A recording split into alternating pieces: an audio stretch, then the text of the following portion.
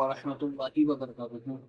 आज जो बात इंशाअल्लाह बताऊंगा वो हमारे इस इमाम हमसे किया करते थे कि एक गांव या एक शहर था जहाँ तक वहाँ के जो लोग होते थे वहाँ एक राजा पसंद करते थे, उसको राजा बनाया करते थे। ने वहाँ जिसको राजा बनाया करते थे, जो राजा बनता है उसको लगभग 5 साल या 2 साल उसको देते थे।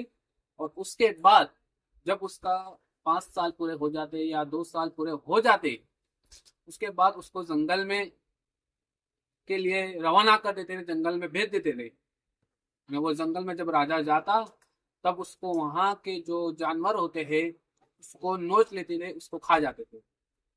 लेकिन एक मर्तबा एक राजा को पसंद किया गया, उसको राजा बनाया गया।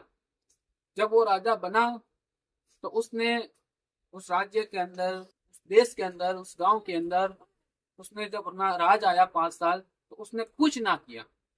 उसने जहाँ जंगलों में जिस राजाओं को बेचते थे, छोड़ दिया करते थे, वहां उसने अपना महल बनाया। अपने गुलामों को कहकर उस जंगल के अंदर महल बनाया, जंगल में रास्ते बनाए और जंगल जहा मतलब वो एक शहर बना दिया उसने जंगल के अंदर। जब उसका राज्य खत्म हुआ, उसका राज खत्म हुआ, पूरे 5 साल हुए या 2 साल पूरे हुए, तब वहां के लोगों ने उसको उस जंगल के अंदर बेचना चाहा। लेकिन वो राजा ने खुद अपने मुंह से कबूल किया, नहीं आप लोग नहीं, मैं खुद चल के जाऊंगा। जब राजा तैयार हो गया तो लोग वहां के हैरान हो गए कि कैसा राजा है कि वहां जाने के लिए तैयार हो गया।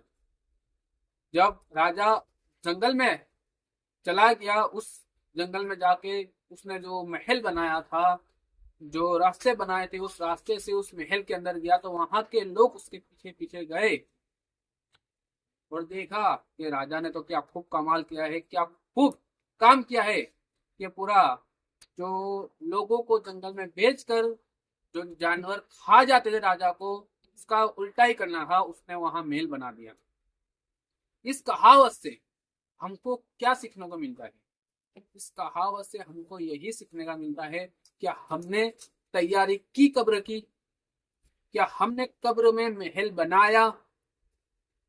इस कहावत से यही सीखने को मिलता है कि आइए हम भी उसी राजा की तरह अपनी जो गुजर जिन गुजर गई जिंदगी उसको छोड़े, जो आने वाली जिंदगी है, अगर मौत के बाद हमारा क्या हाल होगा, उसके लिए तैयारी करें।